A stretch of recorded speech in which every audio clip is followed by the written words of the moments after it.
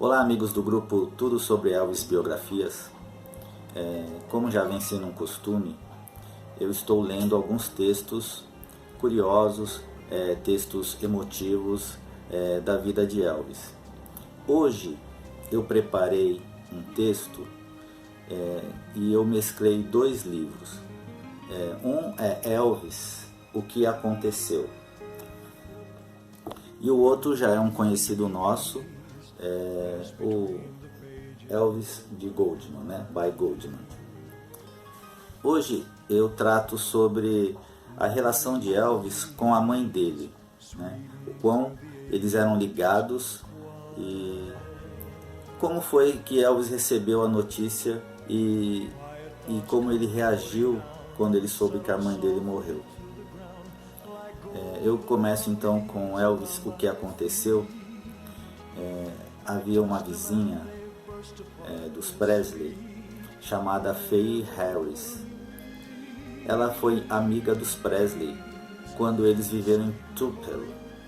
Gladys achava que Elvis foi a maior coisa que já lhe acontecera. A senhora Harris recorda. E ela o tratava daquele jeito.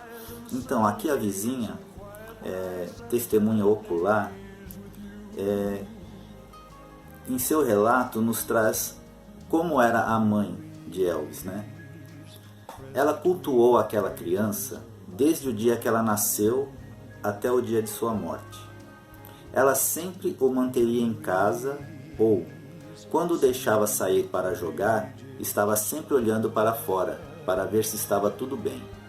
E onde quer que ela fosse, se ia visitar alguém, ou mesmo até a mercearia, ela sempre levava seu menino junto. Agora, Red West nos conta esse trecho.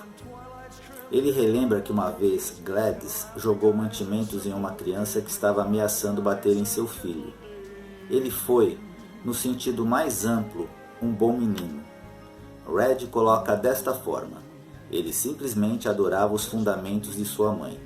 Para ele, ela foi mãe, amiga, uma grande irmã mais velha, todas em uma. Quero dizer, ela era a sua vida. Se alguma vez ele falasse sobre sua família, ele nunca falaria na família como um todo. Sempre seria sua mamãe e eles indo à igreja, ou a mamãe e ele indo ao cinema. Era como se ela fosse a única em toda a família e o resto apenas fazia companhia. Então, com esses pequenos parágrafos, podemos imaginar o quão protetora era a mãe de Elvis, né? O quanto ela amava ele, né? Bom, agora do texto de Goldman, eu trago a pior parte, né, da vida de Elvis, que é quando ele recebe a notícia que a sua mãe faleceu. Às 3 horas da manhã o telefone tocou. Era Vernon. Elvis, sua mãe acabou de morrer. Então ele passou a explicar como ela tinha sofrido para respirar e de repente morreu de um ataque cardíaco. Elvis ficou muito atordoado. Ele não sabia o que fazer. Lamar retornou alguns minutos depois, viu a porta da frente da casa aberta. O vento noturno soprava através das árvores. Uma sensação estranha estava no ar. Sem desligar o motor, ele começou a sair do carro. Foi aí que ele viu vovó, saindo apressada pela porta. Lamar! Ela surtou. Você tem que me levar para o hospital. Gladys acaba de morrer. Quando eles saíram do elevador no andar de Gladys, Lamar foi surpreendido por um som terrível. Era Elvis e Vernon lamuriando aos gritos lancinantes, aflitos pela dor. Eu ouvi aquele gemido horrível, Lamar recorda. Fez a minha pele arrepiar. Eu nunca tinha ouvido nada assim na minha vida. Entrei no corredor e Elvis me viu. Oh, Lamar, meu bebê se foi. Ele me abraçou e chorou em meu ombro. Então ela abraçou fortemente a vovó. Finalmente ele disse: Vamos lá, Lamar. Mamãe queria vê-lo. Ela estava sempre perguntando de você. Ela estava sempre preocupada com você. Então ele se agarrou a mim e fomos para o quarto. O corpo estava todo coberto. Ele começou acariciando seu estômago. Veja, mamãe, ele disse. Lamar está aqui.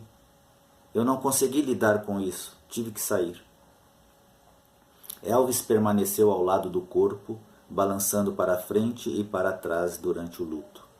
Até que os funcionários do hospital pediram para ele sair. Ele e Lamar desceram até o térreo e saíram pelos fundos, em uma área de carregamento. Ainda era madrugada. Naquele momento, um carro fúnebre passou. Elvis segurou Lamar pelo braço para detê-lo. Lamar viu surgir um olhar de ódio no rosto de Elvis. A mandíbula flexionada espasmodicamente. Eles ficaram ali esperando até que o corpo foi levado para fora, envolto em um manto de veludo vermelho. Quando Elvis viu o corpo, ele explodiu novamente. Ó, Lamar, o que eu vou fazer sem mamãe? Ó, Senhor, eles estão levando-a para longe de mim.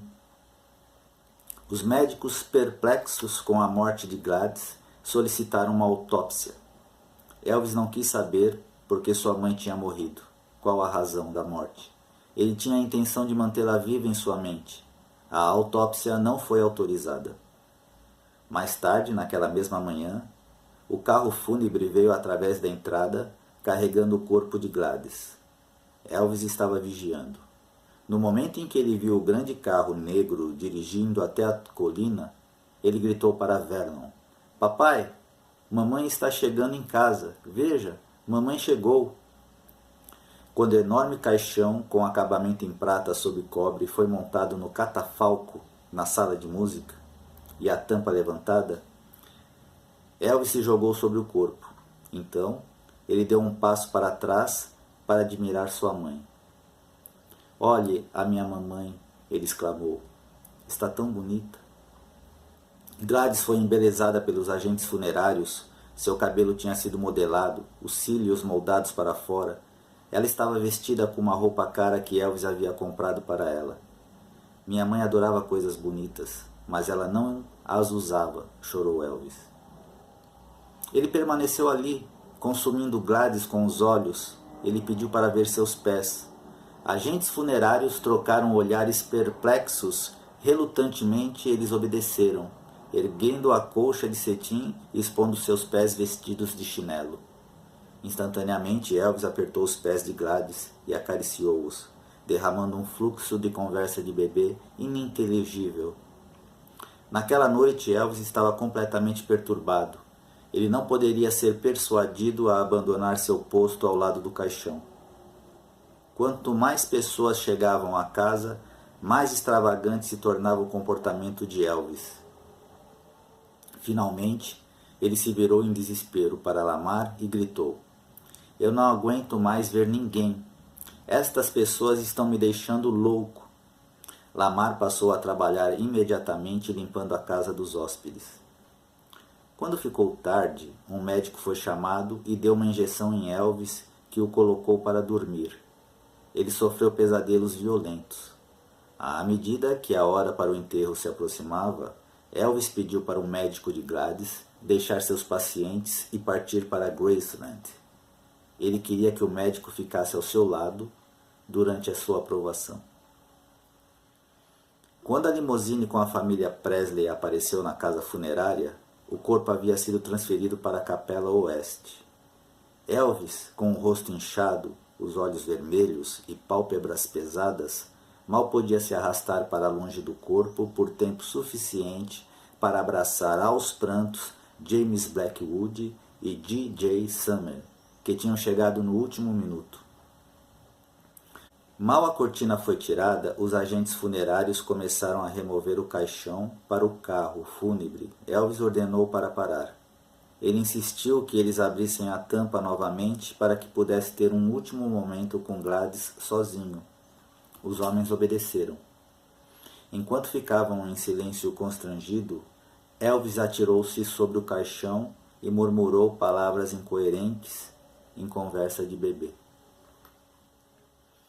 Quando o caixão foi colocado sobre o mecanismo de descida e desceu à sepultura, Elvis e Vernon foram levados ao lado do túmulo. A cerimônia junto ao túmulo foi breve. Após a última oração, metade de Elvis pulou, metade caiu sobre o caixão, chorando em voz alta. "Oh, Stanton, eu queria ir com você. Não quero ficar aqui. Não posso ficar sem você." A extravagância de sua dor chocou os espectadores. Lamar se inclinou e agarrou Elvis, tentando arrastá-lo para si. "Levante-se, as pessoas estão olhando", ele murmurou. "Deu fora, cara, fique longe", Elvis rosnou. Ele estava agora com a mão na tampa do caixão, como se nunca permitisse ser enterrado. Foram necessários os esforços combinados de vários homens para conseguir abrir a mão de seu aperto.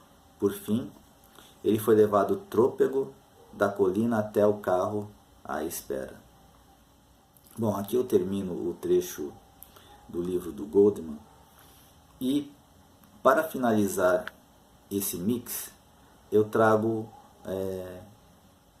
um parágrafo do livro Elvis, O que Aconteceu. Então, Red West faz a seguinte reflexão. Nos anos vindouros, Presley gradualmente tornou-se uma pessoa diferente do que ele tinha sido antes da morte de sua mãe. Pessoas próximas a ele não podiam deixar de especular que sua perda tinha algo a ver com isso. "Eu simplesmente não posso deixar de sentir", diz Red West, "que se ela fosse viva, Elvis não teria adquirido alguns de seus hábitos." Pessoal, espero que tenham gostado de mais este programinha e eu volto com mais textos.